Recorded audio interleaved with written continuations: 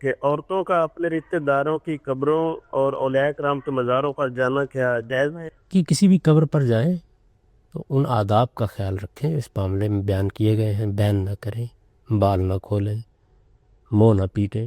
جس طریقے سے عام طور پر عورتیں جزا فضا کرتی ہیں وہ طریقہ اختیار نہ کریں. وہ بیٹے کی بھائی کی قبر پر گئی ہیں کہ اپنے جذبات پر قابو رکھیں اور ان کے لیے دعا کریں، مغفرت کی دعا کریں، ادب آداب کے ساتھ وہاں کھڑی ہوں. اسی طریقے سے اگر کسی بزرگ کے ہاں بھی جا رہی ہیں تو ان کے لیے مغفرت کی دعا کریں جا کے. اصل میں ہم جو کچھ کر سکتے ہیں کسی کے لیے وہ مغفرت کی دعا ہے، اور یہی چیز ہے جو ہمیں اللہ کے پیغمبر نے سکھائی ہے. تو جس قبر پر بھی آپ جاتے ہیں قبر والے کے لیے مغفرت کی دعا کیجیے، اس لیے کہ سب مغفرت کے محتاج ہیں. سلامتی ہے ان آنکھوں پہ جو ہدایت پہ نظریں جمائے بیٹھی ہیں، ان کانوں پہ جو ذکر خیر کے منتظر رہتے ہیں، اور ان قدموں پہ جو ہدایت کی راہ پہ گامزن ہیں. السلام علیکم. جی وعلیکم السلام. میرا سوال یہ تھا کہ قبرستان جانے کے آداب کیا ہیں؟ کبھی کبھار ایسا ہوتا ہے کہ باپ دادا کی یاد آتی ہے تو انسان وہاں پہ جا کے کیا کرنا چاہیے، کیا نہیں کرنا چاہیے. اس کو تو آپ نے کئی دفعہ مطلب بتا دیا ہے، لیکن کیا کر سکتے ہیں؟ سلام کر سکتے ہیں اور درود کچھ پڑھ سکتے ہیں، یا ایسی کوئی چیزیں پڑھ سکتے ہیں. اور اگر انسان جا کے کچھ پھول ڈال دیں بدعت کے طور پہ، نہیں مطلب ایک ان کے لیے ایک مطلب محبت کے طور پہ کوئی پھول ڈالتا ہے، تو کیا اسلام میں اس کی بھی ممانعت ہے؟ اور کیا ہم کلچر کے طور پر یہ کر سکتے ہیں؟ کیونکہ اس زمانے میں عرب میں پھول تو نہیں تھے، تو عرب تو پھول وول ڈال نہیں سکتے تھے. ٹھیک ہے جی، اب ہندوستان میں ہے، یہاں پہ پھول ہوتے ہیں. جی یہی پوچھنا. واضح ہوگی بات. پہلی چیز تو یہ سمجھ لیجئے کہ قبرستان میں جانے کی رسول اللہ نے ترغیب دی ہے. یہ ہماری منزل ہے. انسان کو موت یاد رہنی چاہیے. پورے دین میں لوگوں کو بیدار رکھنے کا طریقہ یاد دہانی ہے. ذکرہ یہ الفاظ قرآن میں اسی لیے آتے ہیں. اللہ کو یاد کرایا جائے، آخرت کی یاد دہانی کی جائے. اور یاد دہانی کے معاملے میں موت بڑی غیر معمولی چیز ہے. یہ عام انسانی تجربہ بھی ہے کہ خاندان میں موت ہو جائے، گھر میں ہو جائے تو انسان متاثر ہوتا ہے اس سے. اس وقت سوچتا ہے، اس کی سرکشی کم ہوتی ہے، اس کے نتیجے میں توجہ ہوتی ہے. تو اس توجہ کے لیے قبرستان ضرور جانا چاہیے. اگر آپ کے قریب ہے اور آپ کے اپنے اعزاء وہاں مدفون ہیں تو کوشش کیجئے کہ ہفتے میں ایک آدھ بار جائیں. ہمارے ہاں یہ بھی رواج رہا ہے کہ لوگ تہواروں پر قبرستان جاتے ہیں اپنے اعزاء کے لیے. اس میں بھی کوئی حرج کی بات نہیں ہے. خود رسالت میں آپ صلی اللہ علیہ وسلم، صحابہ کرام سب کے بارے میں معلوم ہوتا ہے کہ وقتاً فوقتاً قبرستان چلے جاتے تھے. پہلی چیز یہ یعنی قبرستان جانا ایک اچھی چیز ہے. اس سے یاد دہانی ہوتی ہے، آدمی اپنی منزل دیکھتا ہے، اور قبر دیکھتا ہے تو کچھ اس کو خدا ترسی کی توفیق حاصل ہوتی ہے.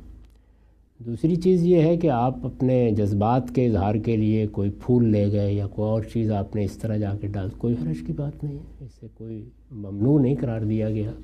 انسانی جذبات کے اظہار کے فطری طریقوں پر دین کوئی پابندی نہیں لگاتا، آپ کر لیں. تیسری چیز یہ ہے کہ آپ وہاں جا کر ان کے لیے کیا کریں. اس میں ہمارے دین میں طے کر دیا گیا ہے کہ جو دنیا سے رخصت ہو گیا اس کے لیے اب بس دعا ہی ہے. تو دعا کریں اللہ تعالیٰ سے. یہ جو سلام ہے یہ دعا ہے. یعنی جو سلام عام طور پر ہمارے ہاں کہا جاتا ہے تو لوگ خیال کرتے ہیں یہ کوئی اور کام ہے. اسی طرح درود کوئی اور کام ہے. یہ سب دعائیں ہیں. یہ السلام علیکم بھی سلامتی کی دعا ہے.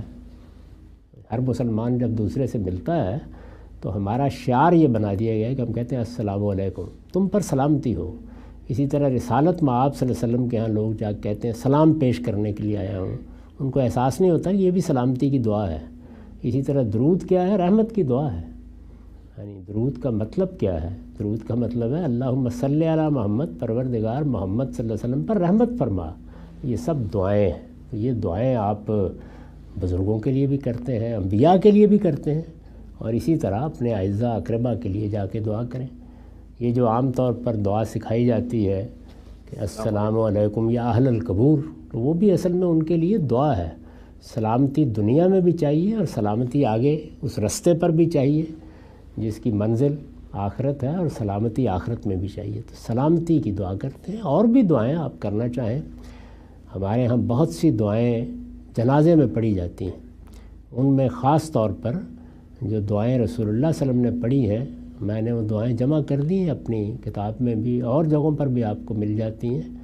وہ دعائیں اگر یاد نہ ہوں، ان کا ترجمہ پڑھ دیں تو وہ دعائیں بڑی عمدہ دعائیں ہیں۔ ان میں یوں سمجھ لیجئے کہ گویا اللہ کے پیغمبر نے بہترین الفاظ میں مغفرت کی دعا بھی کی ہے، اور لوگوں کو کیا نعمتیں ملنی چاہیے وہ بھی بیان کی ہیں۔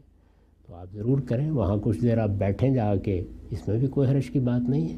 جن چیزوں سے روکا گیا ہے وہ آپ نے فرمایا کہ آپ سمجھ گئے ہیں، یعنی نوحہ کرنا، بین کرنا، قبر سے لپٹ کر رونا، اس طرح کے معاملات یہ دین میں ممنوع قرار دیے گئے ہیں۔ یہ جزا فضا ہے، اور صبر کی اللہ تعالیٰ نے جو صفت چاہی ہے کہ ہمارے اندر پیدا، اس کے بھی خلاف ہے۔ آنکھوں سے آنسو بہ نکلنے، اسے کوئی پابندی نہیں ہے، نکلتے ہیں انسان۔ پھول وغیرہ ڈال دیے جائیں، پانی وغیرہ ڈال دیا جائے تو اس جی میں کوئی حرج نہیں، تو میں نے پہلے عرض کر دیا، اس پہ کوئی حرج کی بات۔ ٹھیک ہے سر، بہت شکریہ۔